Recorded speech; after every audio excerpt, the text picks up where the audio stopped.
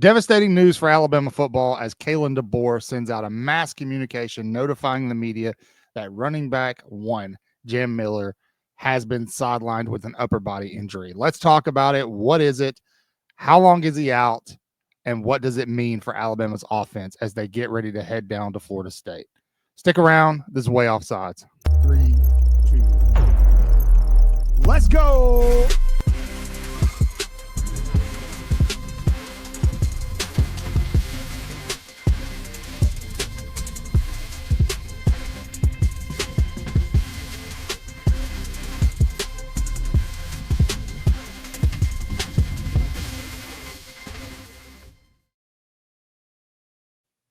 Hey, good morning, good evening, good afternoon, whatever the case may be. Do me a favor before we even get started.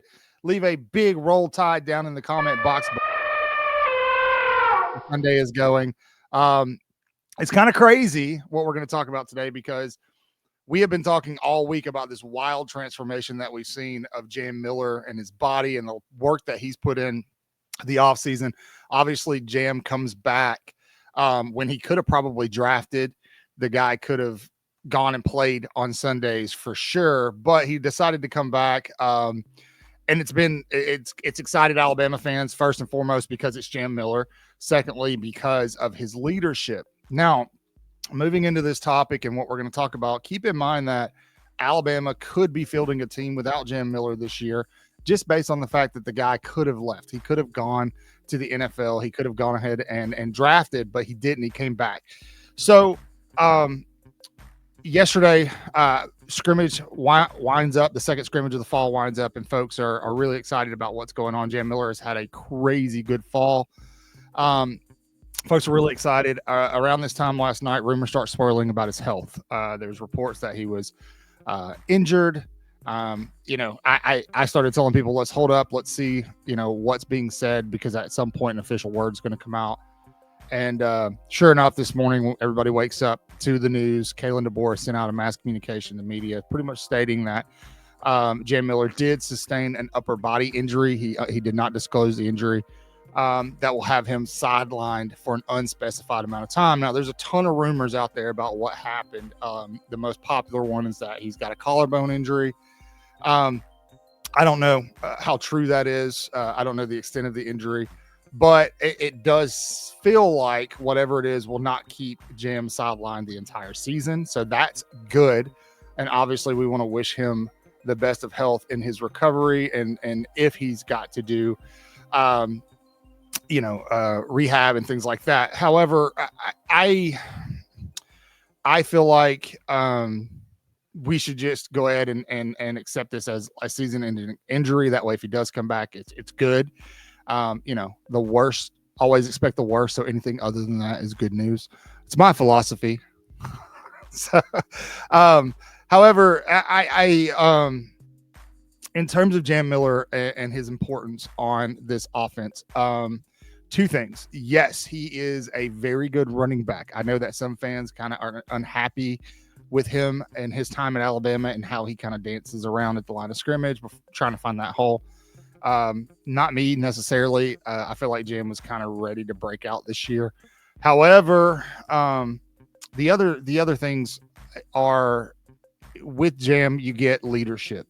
That's not going anywhere right off the top.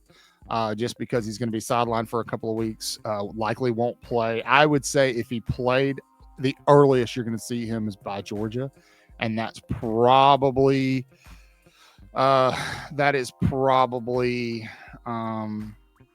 wishful thinking. So if we get him back this year halfway through the season, assuming that it is a collarbone, that's usually a 6 to 8 week type deal. But again, we don't know that it is a collarbone. But you still get Jam in the locker room. You still get him on the sideline, which is huge because he brings a leadership piece to this offense that is much needed. A lot of folks have in the comment sections of our lives and on our videos talk about the penalties and the dumb, stupid, small things that Alabama did wrong in 2024. Well, leadership is going to be a big part of fixing that and cleaning those things up.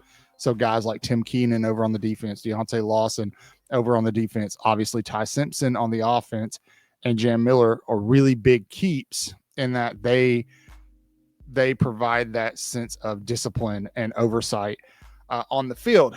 Now, that doesn't change just because he's injured. He'll still be in the locker room. Obviously, he'll still be part of the team. So you don't lose that. In terms of actually being able to run the ball, I don't think there's much to worry about there. Alabama, we've talked about this, and I think everybody in the media, everybody in the fan base knows this, that Alabama has the most talented backfield in the country, and it's deep. Surprisingly, even with transfer portal and NIL, Alabama is extremely deep at the running back position. So you're gonna get some young stars who are going to shine early. Richard Young is going to obviously be the name that everybody's going to point to kind of start taking snaps right off the bat. We'll see if that happens. Some analysts kind of feel like there may be more of a competition for that number 2 spot.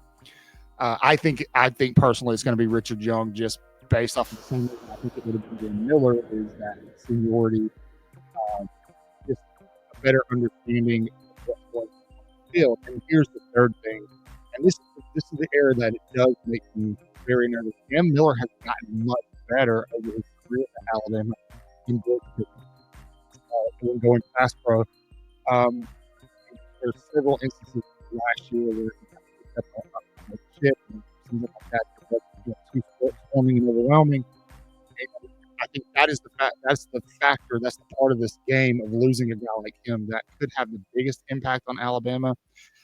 Talking in our Way Offsides chat over on X, I feel strongly that, and it's said by other people as well, whoever can do that part of the job the best will likely be the guy that that gets the start down in Tallahassee.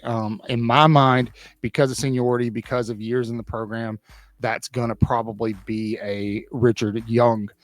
That's just my thoughts. I don't know that for sure. None of us know that for sure. But just looking at depth chart projections and things like that, I feel like it probably would be Richard Young who will get the primary carries going into FSU, and that's a good thing. Young is a crazy talented running back. I think a lot of folks were kind of worried about losing him in the offseason, former 5-star running back. So it's exciting. Now, Bama has a couple of other guys there that could really make some noise. Dre Washington, that is somebody that we definitely want to keep an eye on. I get it. It's not a big name. It's not a name that pops off the screen and big popcorn lights on the marquee, but Dre Washington is somebody we want to watch. And then some younger guys back there too, Daniel Hill, and obviously the incoming AK Deer, who everybody's extremely excited about. So I think an injury to Cam Miller, yes, it's a big deal. But when we keep it into perspective, what you need primarily with a quarterback that you're going to have like Ty Simpson, and what Alabama's likely going to be trying to do offensively, is you need somebody who can understand, recognize, pick up blitzes. To me, just my opinion, that person that's best suited for that right now is Richard Young. Young is a big back. I want to look up and see how big he is exactly. We're gonna just bring this up on the screen. So yeah, he's shorter, 5'11", but 216. So he's that bowling ball type of running back, Josh Jacobs. So I feel like Bama is gonna be in decent position here. I don't think that there's too much to be concerned about. And behind them, I mean, these other guys, these younger guys, especially Daniel Hill, yeah, he's 6'1", 242. Like, that's Derrick Henry size running back right there. He's in his second year. Could definitely see him get some meaningful reps. I would not be surprised if he ends up being the starting guy. A lot of folks are really excited about him when he came in.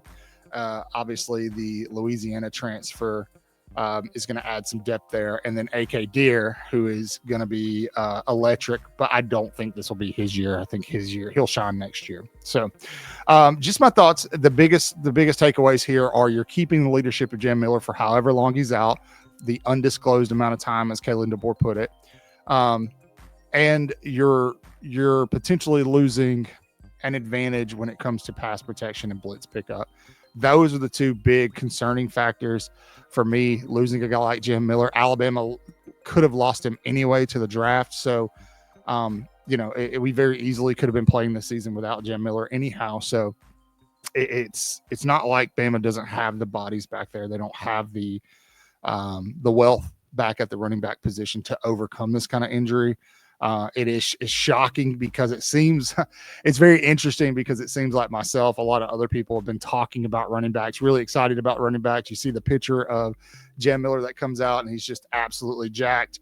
And so there's been a lot of conversation around the running back room in that position this week. And then out of nowhere, scrimmage, you get a big time injury to your number one running back. And that's going to be concerning and upsetting no matter what. But the coaching staff will manage it.